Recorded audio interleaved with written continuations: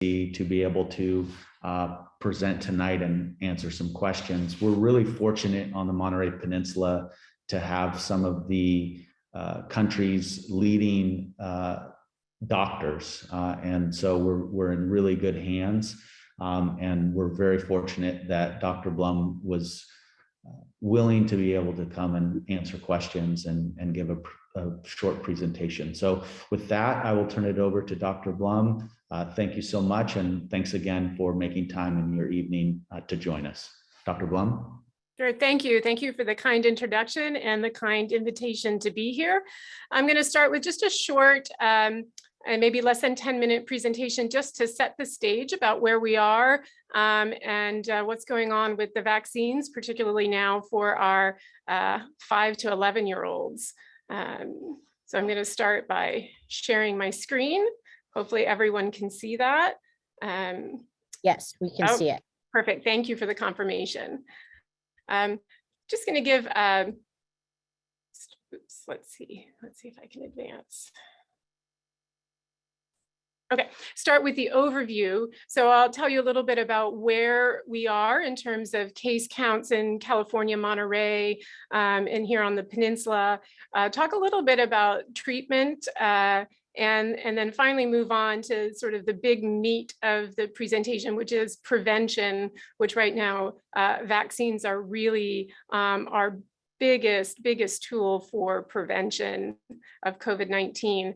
So this is a little bit of the roller coaster ride that we've been on. This is a graph showing you the number of new COVID-19 cases reported each day since we went into our stay-at-home sort of lockdown there in mid-March, where everybody's world abruptly changed the day that everybody was sent home.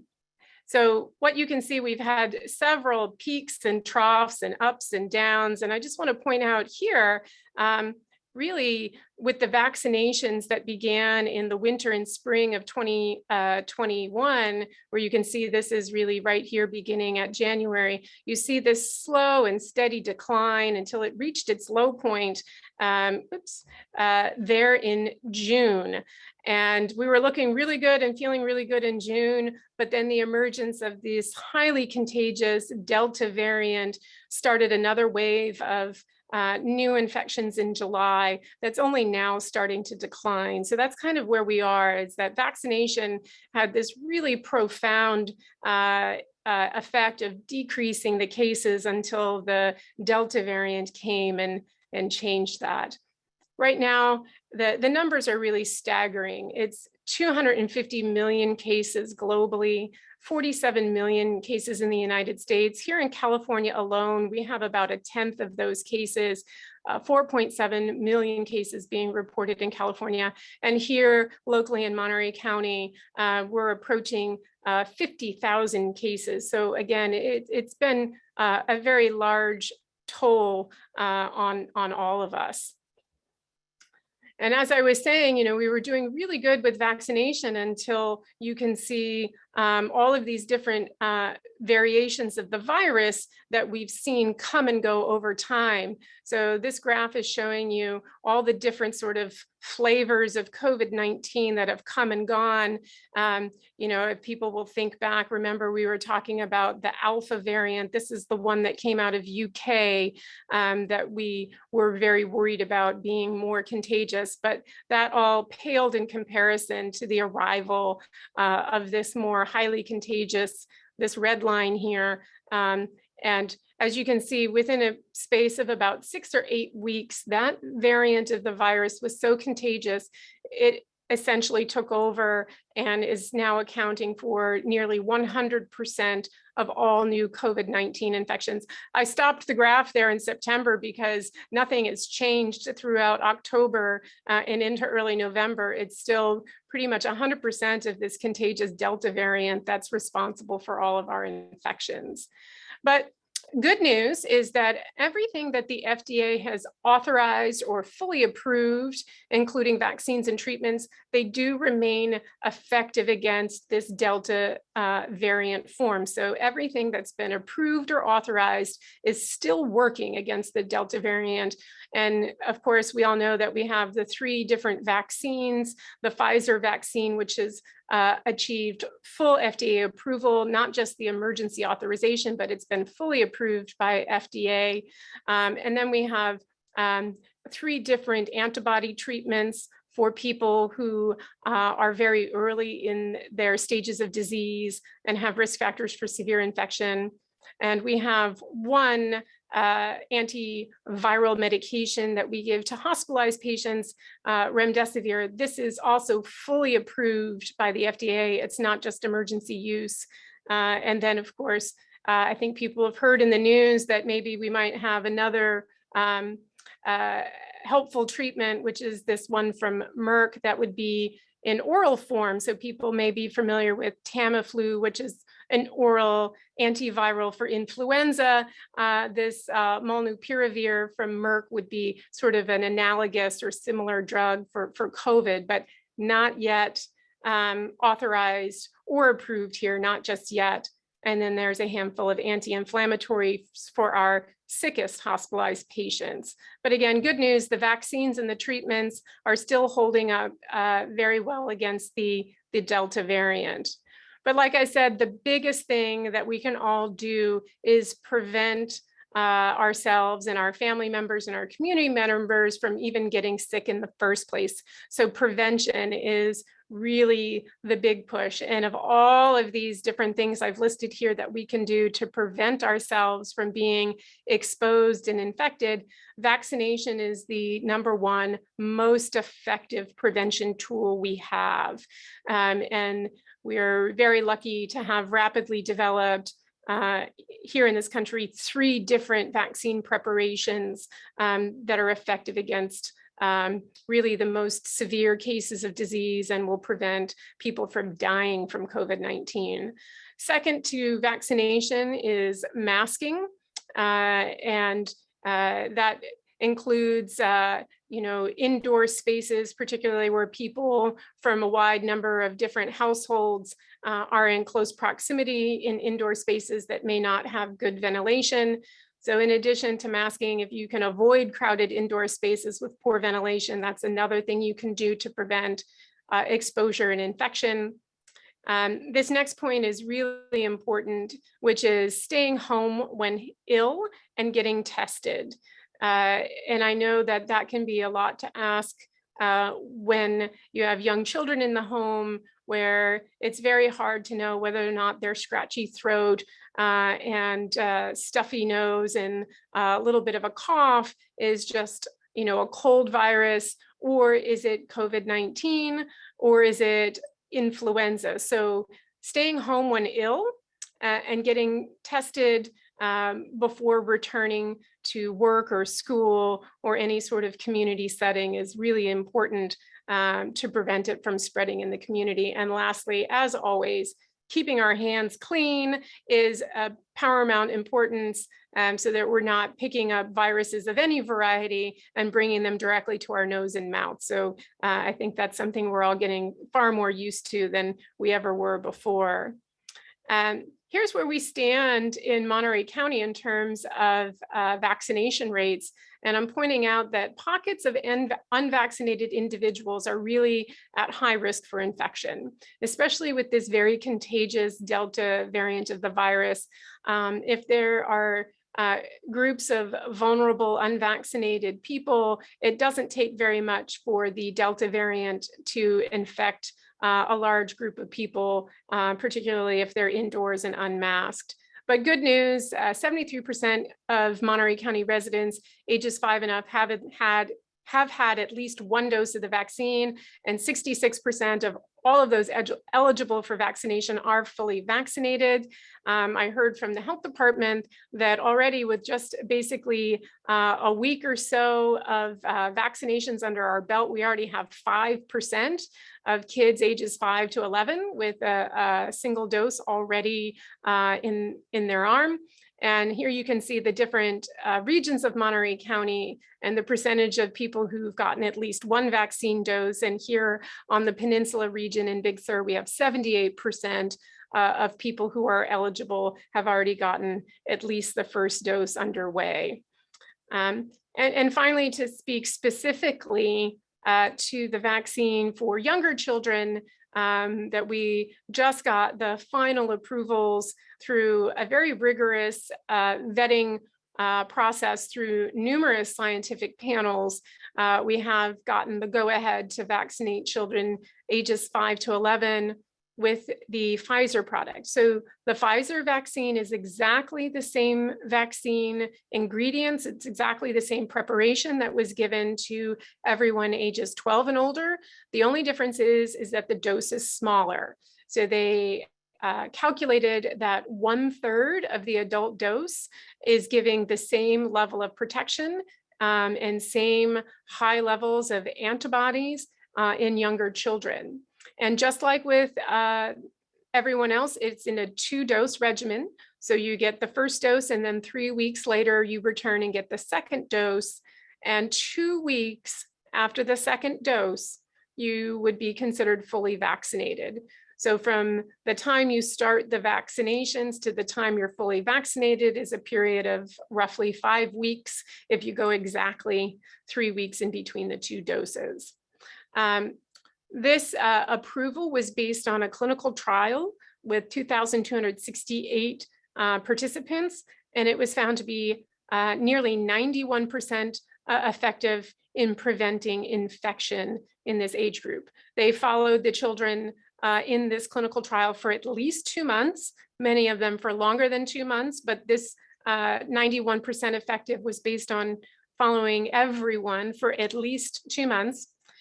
And one of the questions I get asked a lot is, well, what kind of side effects did they see in this age group?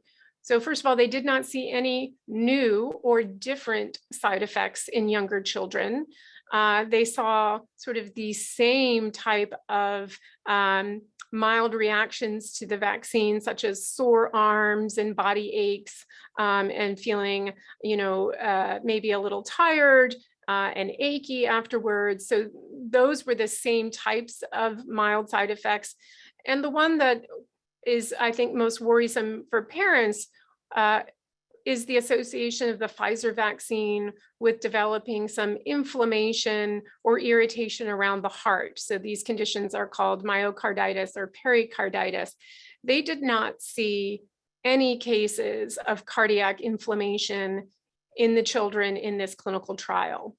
But bear in mind, that's a very relatively rare side effect. And so with a small group of children, if it's rare, you would not necessarily be able to detect it with such a small group. So that's like a little asterisk there, which is they didn't see any, but the sample size or the clinical trial size was perhaps smaller than we would have needed to see a side effect that may occur, in 1 in 10,000 or 1 in 20,000 children. These children who were in the clinical trial will continue to be monitored for 2 years, and they will continue to publish and share with us any other new side effects or reactions or concerns that they have in the kids as they continue to monitor them for up to 2 years. So with that, hopefully we can take some questions that may help people feel more confident in getting their kids vaccinated or let them know where they can get their vaccinations. And I also want to point out that it's now more important than ever not to skip your annual influenza vaccine. So I know that many places are offering the COVID-19 vaccines and influenza vaccines. You can get them at the same time. There's no restriction against getting a COVID vaccine and a flu vaccine at the same time. So don't delay. We want to prevent any and all of these severe respiratory infections from getting any kind of foothold in our community during the holiday season. So with that, I'm happy to turn it over to our moderator, who's going to help field some questions. And I also want to just point out that I am not a trained pediatrician, so unfortunately I can't give out any specific advice about what to do with your specific child or any particular effect or reaction that your child has had, but I can certainly do my best to give as much good information as I can. Okay, thank you so much. The first question is a clarification. This person said, I might have misunderstood, but the vaccine does not prevent COVID-19, correct? No, the vaccine does prevent being infected with the virus and prevents the disease COVID-19 that comes from being infected. So yeah, so that 91% effective means that of all the kids in the trials that got the vaccine, 91% of them within the 2 months, none of them got any infections or disease from the virus. Thank you. So the next question is, what are the long-term effects with getting the COVID shot 2 to 10 years down the way? Well, of course, 2 to 10 years, we don't have that kind of data because it's all so new that the original people, the adults who were in the original clinical trials, so there are about almost 40,000 adults who were in the clinical trials. Those people now are about a year and a half out, and perhaps a bit longer for some of them from when they started getting the vaccine. And we have not, in that year and a half of follow-up, seen any new or different or any long-term side effects of the vaccine. But I'll also point out that, of course, very rare events following vaccination may be very difficult to tease out when something happens months down the line, because there's so many other events that occur in people's lives that if something is very rare, we may never really be able to say, yeah, here's a 1 in 10 million chance that 2 years down the line, this was related to the vaccine. But I just want to reassure people that all those people who were in the original clinical trials are still being monitored for long-term side effects, and we have not heard reports of anything new or different being associated with these vaccinations. Thank you. So the next question is, and I think I can answer this one, what if will there be more vaccine clinics for the second dose 3 weeks after, or will we have to find a second dose elsewhere? So to the person that asked this question, right now we've only promoted the first dose, but in answer to your question, yes, we've already have the dates with our partners, but we just didn't want to confuse everybody with the messages going out. So for those getting the vaccine tomorrow, the second date has already been set. And then with the other 3 clinics that we have with our fire department, they are working with us on the dates, and I will promote those out. But when you come to the clinic, they will also give you a card and tell you what the follow-up date is. So yes on that. The next question is, what if we don't feel comfortable giving our kids the vaccine until it has longer studies for side effects happen? Since schools will be mandating the vaccine in order to attend in person, what other options, if any, will be made besides distance learning or homeschool? So the answer to that question is, obviously we're following the state guidelines, and from what I understand, decisions have not been made in our district as to what will happen in the fall of 2022.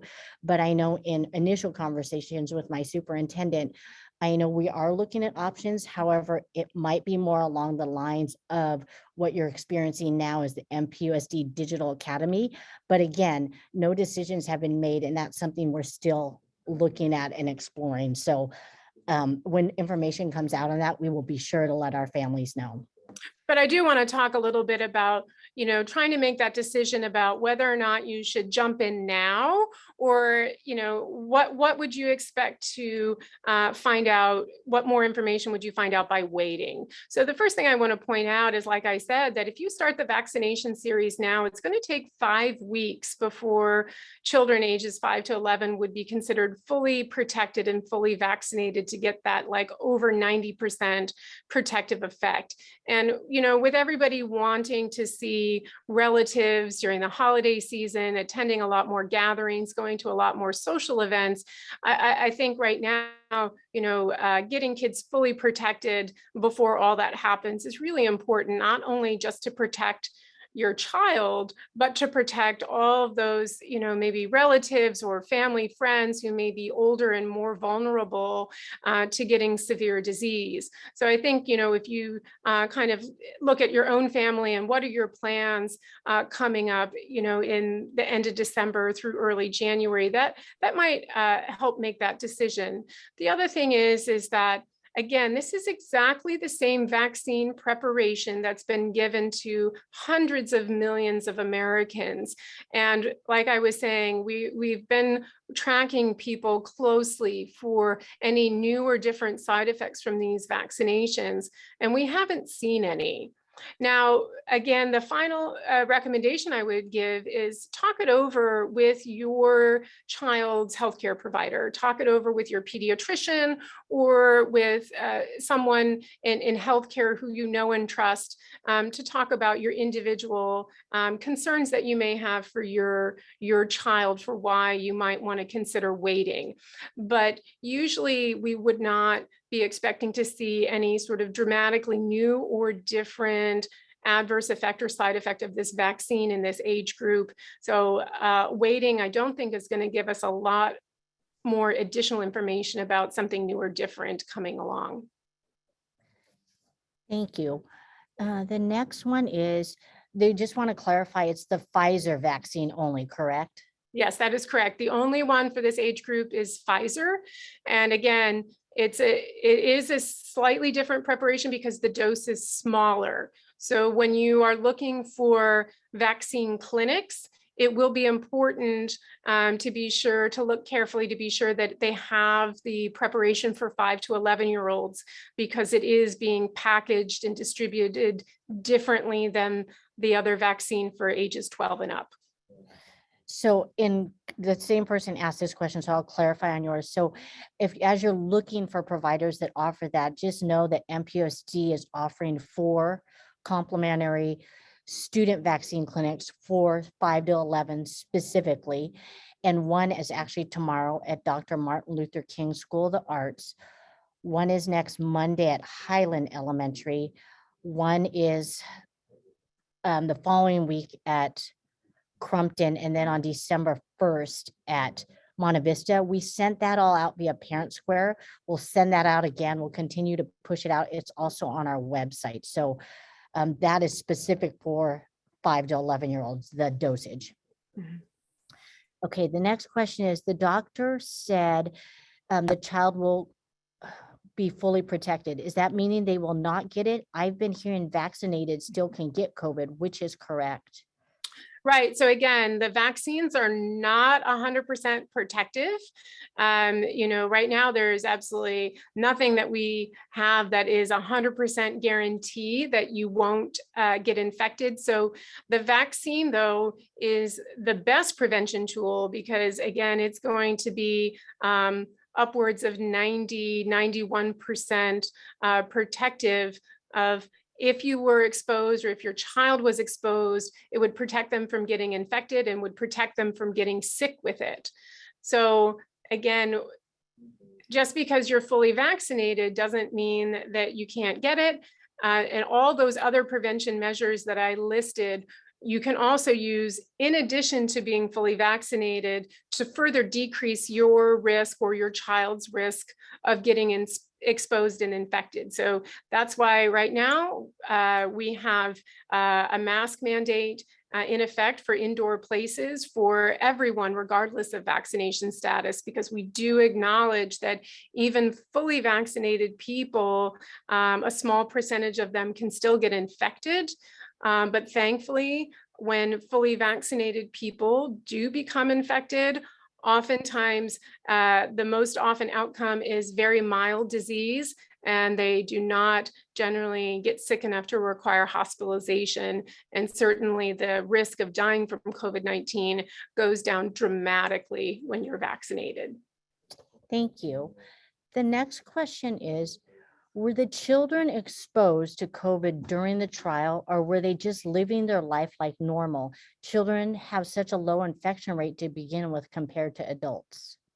That's a great question. So a couple of things about the clinical trial for kids is that, one, it was conducted during this whole burst of the more highly contagious Delta variant. So that really put these vaccines to the test, because we do know that there are a lot more risk of infection with the Delta variant. So that's one thing to note, is that it stood up very well against this more highly contagious version. And no, the children were not deliberately exposed to COVID-19. They just went on living their lives, as they would normally. And so that protective effect that we saw was just two groups of kids, all just doing their normal activities, in cities and places all over the country. And so that was the comparison between those who were fully vaccinated and those who weren't. So we saw that there were cases of COVID in both groups. There were cases of COVID in the vaccination group and in the placebo or unvaccinated group. But when you looked at the numbers in the two, there was a 91% protective effect of vaccination. And one more thing about, kids don't seem to get COVID as readily as adults. Well, what we're finding out now that we're testing a lot more kids is that kids can be infected and can be contagious with COVID-19, but may have very mild symptoms. So it is true that kids can get infected, but it's also true that thankfully, when infected, they generally have a more mild course of disease than adults. Okay, thank you for that. The next one is, when will the county mandate 5 to 11-year-olds be vaccinated for school? Well, again, that's not, I think that's already been mandated Right. by Governor Newsom. So I think the governor's mandate probably would precede anything that the county would do.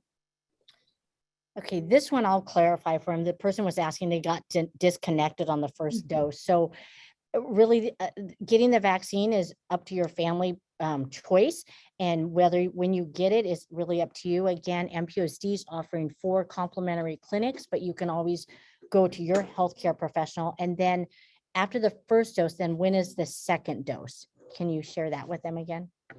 Like how far out? Oh, yes. So after the first dose, the second dose is 3 weeks later.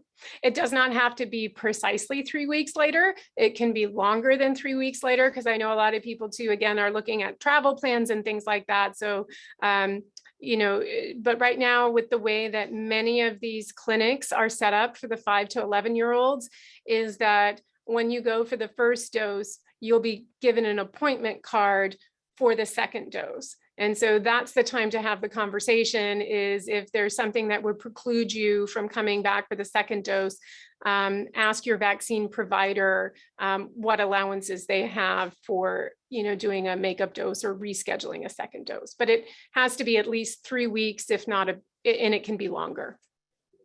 And I believe if you go to I'm looking at the dates, if that's right. If you go to the first 2 complimentary MPUSD ones, the second dose will happen while we're still in school. However, if you go to the one on the 29th and the 1st, I think those will happen the first week of break. So while we'll still offer it, it's just kids won't be in school. But timing wise, as you had pointed out, if you're trying to get it done before holiday travel, probably now is the time within the next week and a half time frame, correct? Yes. Okay. Next question is, how close is Moderna to being approved for 5 to 11-year-olds? Unfortunately, I don't have any inside line into when they'll be releasing their clinical trial data. As it's happened most of the time, they just sort of announce it one day with no announcement ahead of time. So I'm not sure. Okay. Next one is, can you tell us the long-term effects would be if our child did happen to get myocarditis? Yeah. Right. So this is a question about the the inflammation in and around the heart that we have seen associated with the mRNA vaccines, the Pfizer and Moderna vaccines. So this is an inflammatory response. It seems to occur most often in boys, younger boys, ages 12 to 29. And for people who have the myocarditis or heart inflammation related to these vaccines, it is self-limited, which means that it just kind of runs its course and goes away, and it is mild. Now, this is in comparison to, unfortunately, you can have the same inflammatory response with inflammation and irritation around the heart with COVID-19. And unfortunately, when it's associated with the infection by the virus itself, that can be more long lasting and a bit more severe. So when it's associated with vaccination, it tends to be mild and self-limited, meaning it goes away without having to have a lot of intervention.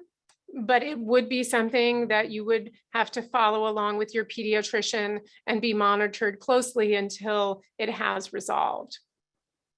Okay. The next one is, if my child is vaccinated and gets COVID, would they still get COVID side effects like loss of sense, taste long-term, or will the vaccine help lessen the COVID side effects?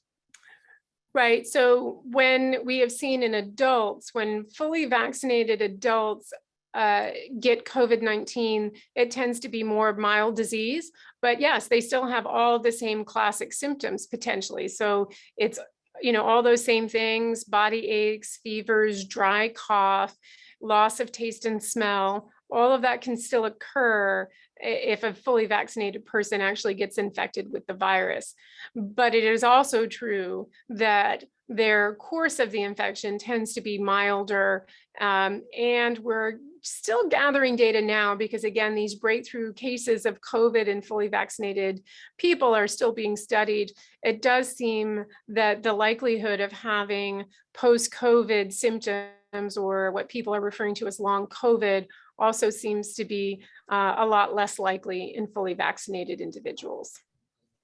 Okay, thank you. Is it true that the viral load for vaccinated people is much lower? Yeah. So again, it's also asking sort of about breakthrough cases of COVID in people who are fully vaccinated. We are still trying to understand exactly how contagious fully vaccinated people are when they do get COVID. It looks like maybe their window, the time period where they are contagious, is probably shorter. Some early studies seem to say that they carry the same amount of virus as a person infected with COVID that's unvaccinated. So when they are in that window where they're contagious, they're probably equally contagious, but they may be in that window where they're contagious for a shorter amount of time. So that's what it looks like now. But again, we're still trying to get our hands around how exactly COVID works in people who are fully vaccinated. Okay, this one is, should we send the kids to school the day after the vaccine, or is it better to stay home in case of secondary effects? Yeah, it's very difficult to try and predict who's going to feel bad and what kind of symptoms they're going to have.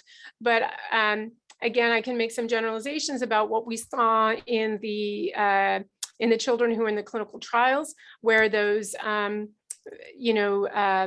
vaccine-related side effects that occur in the first 1 to 2 days after vaccination appeared to be a lot milder and a lot less frequent.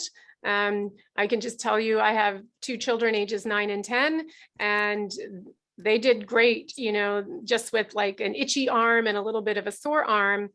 Same thing for their friends and their classmates.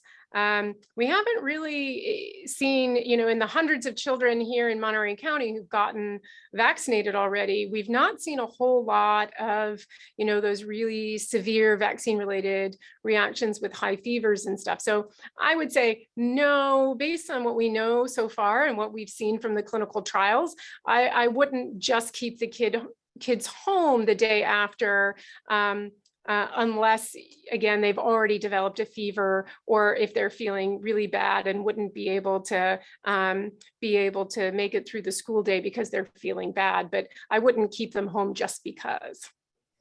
Okay, this question is, when do we expect the FDA to fully approve the 5 to 11 dose? It's my understanding that it has to be in place for the mandate to proceed in school. So yes, the governor's mandate is dependent on it being fully FDA approved for this age group. I do not know when the FDA is going to feel that they have sufficient data to fully approve it for the 5 to 11-year-olds. So it's all speculation. I don't know. Okay, so that kind of goes to the next question that there's a bunch on here about, are my kids mandated to get the shot in order to attend school? So, and it kind of goes to your question, like at this point, we're going to follow guidance from the state. However, we don't have specific information as to when that is, but we anticipate that that will likely happen at some point, maybe next year. Right. Yeah. I mean, I don't think it's imminent. How about that? I think we could be reasonably safe in saying that full FDA approval is not likely to happen in the next couple of months. And we will have some idea that the Pfizer company has put in their application for full FDA approval ahead of time. So it's not going to just show up one day. This is one of those things where everyone will know well in advance that the application is in and that the FDA is considering it. And we will sort of be told as they go through that process when we could expect the full approval to come through, but not in the next few weeks. Okay, thank you for that. This question is, do you recommend talking to the pediatrician before vaccinations? Yeah, if you have any questions or any concerns about your child because of particular health problems that your child may have, or if you have concerns about, other family members or frequent close contacts where you're concerned, definitely speak to your pediatrician or a trusted healthcare provider to get that specific information for you and your family. Okay, before I ask the next question, after I ask it, I'm going to post in here. There's a lot of questions about folks asking again about where they can get the vaccine. And I'll post the 4 complimentary MPSD ones in here right after I ask you this question. What is the potential of breakthrough? I have personally seen vaccinated people still get COVID through my employment. Right. So that is obviously a concern that everyone has, is that you want to feel very protected after you've been vaccinated, but there still is that small possibility that you could get infected after you've been exposed. So what we saw so far in the clinical trials with the 5 to 11-year-olds is that there were less than 10% chance of a breakthrough infection for children who were fully vaccinated. So, and again, I want to point out that unlike the clinical trials that were done with the adults, this clinical trial for the children was done during this period of the more highly contagious Delta variant. So that seems very good, very strong protection for our younger kids with this vaccine formulation.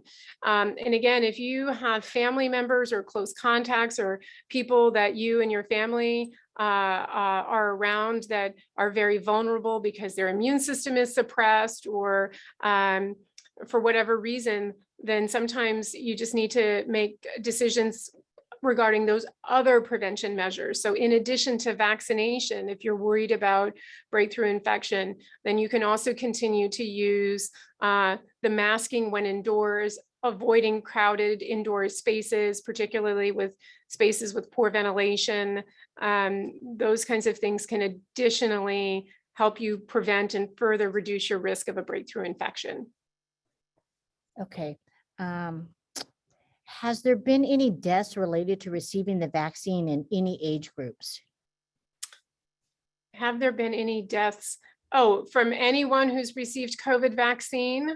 Yeah, that's a good question. I do know that there were rare cases of anaphylaxis and anaphylactic shock, but I personally don't know of any reported deaths. I would have to sort of defer to my health department colleagues. Certainly no one in Monterey County, but anyone in the world, I'm not sure. I can't answer that one. Thank you. This one is, you mentioned Pfizer was FDA approved and then say it's in the process. Just wants clarification. Yeah, so right. It was the full FDA approval was based on age. So the Pfizer vaccine has been fully approved for 16 and up. So even that group of 12 to 15-year-olds, they're still under emergency use authorization. It's only fully FDA approved for ages 16 and up. So that's the difference, is that they wanted to gather more long-term information and more information in general about the younger age ranges before they put in their application for full approval for younger people.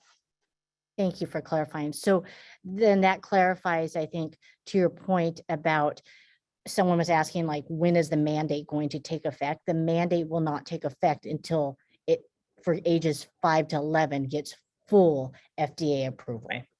Okay. All right. So right now we're at a pause. There's no more questions. If you have a question, please feel free to type it in the chat, and we will get to that. Is there anything you might want to add on right now as we are looking to see if there's any other questions? Sure. The other thing, when people are asking where they can get it, I mean, obviously we are really excited about these partnerships between the pharmacies and the school districts, but people can always, like, if those dates don't work for you and your family, you can always go to myturn.ca.gov, which is the California state webpage where you can go and find vaccine clinics. Because additionally, the health department and some of the other, yes, that's exactly right. And so you can go in there, you type in your zip code, and it will give you all the other vaccine clinic options. And same thing, when you go to that webpage, My Turn, it will ask you, are you looking for, what age? Are you looking for yourself? Are you looking for a child? So they will direct you specifically to vaccine clinics that have the product for the 5 to 11-year-olds. And so there are other options that are out there. And also, again, you can, if you haven't already asked your pediatrician, the pediatrician's offices here on the peninsula, the two main pediatric practices have it available, and they were certainly doing a lot of outreach directly to their patients to let them know that they had the vaccine in the office as well. So hopefully people aren't struggling too hard to find a place to get it. Thank you. There's another question related to the long-term effects of myocarditis. If a child develops it from the vaccine, are there long-term effects of that? Not that we've seen. Again, we've seen mostly that it's just a self-limited short-term inflammation that kind of goes away. But same thing, when we see it in that sort of 12 to 18 or 12 to 29-year-old range, we don't have the long-term data from the clinical trials just yet to say, hey, we followed them for years and years and didn't see anything. But so far, what we've seen in the clinical trial participants that had that reaction, that it seemed to have just resolved, and we haven't seen any long-term consequences of it. But again, you just have to wait and continue to see the updates from the clinical trials. Okay, someone said, sorry, I missed the answer for the mandate. Can you please answer it again? I mean, we can emphasize that the mandate came from the governor, and it only takes effect when the vaccine is fully FDA approved for this age group. So we'll have to wait to hear updates from both the FDA regarding full approval and then from the governor's office again once that happens. And I just put in the chat the governor's press release from October 1st, and it explains that what Dr. Blum just said, and what we can do too, because this is a question we're getting from a lot of families. When we send the archives out for this town hall, and when we send up the updated clinics, I'll put an attachment of the press release too, so families are in the know. Right. Okay, I think that is it. I don't see any more questions in there. So I can do one of two things. I can have you have some closing remarks, and then our superintendent, I can have him close us off after you do your closing remarks. Sounds perfect. So I want to thank everyone for attending, and I want to thank everyone who may be watching this after the fact. And again, I think I can't say it enough times, but the vaccination is the number one thing that you can do to protect not just your child, but everyone in and around your family that you may come in contact this holiday season. And in addition to the COVID vaccine, be sure to look into getting your influenza vaccine as well. And I want everyone to have a healthy and safe holiday season. Thank you for allowing me to participate today. All right, thank you. Thank you so much, Dr. Blum, for your insight and answering so many questions. We really appreciate you, and we really appreciate Montage and their partnership. Thanks to all the parents and guardians and community members who were able to come tonight. I hope that this was helpful to you. Please know that we are here to serve. If there's anything we can do to support you and your family, please don't hesitate to reach out to us. We know that this is a difficult time, and we want to be here for you to help support you through it. So please have a great rest of your evening. Thanks again for attending, and we'll be messaging this out for those who weren't able to make it. Please tell your friends and family that there'll be a copy for them to hear as well. So thank you so much, and have a great evening.